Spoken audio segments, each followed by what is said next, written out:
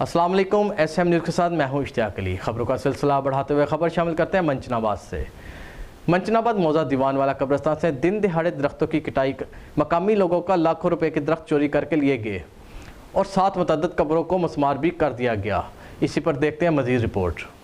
جی بالکل، پبلک ذرائع کے مطابق تحصیل منچن آباد کے نواحی گاؤں موضع دیوان والا کے قبرستان سے درختوں کی چوری اور دن دہاڑے کٹائی کا انکشاف ہوا ہے اور 7 مرحومین کے متعدد قبروں کو مسمار کر دیا گیا ہے۔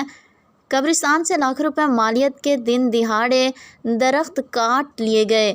ذرائع کے حوالے یہ بھی معلوم ہوا ہے کہ درخت کاٹنے والوں کو مقامی بااثر افراد کے پشت پناہی حاصل ہے۔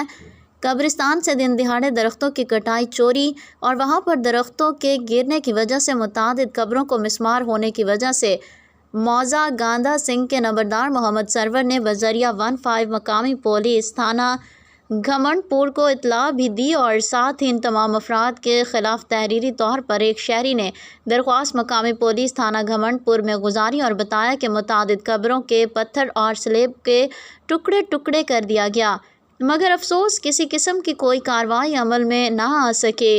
جن کے پیاروں کی قبریں مسمار کی گئیں وہ غم سے نڈھال ہیں۔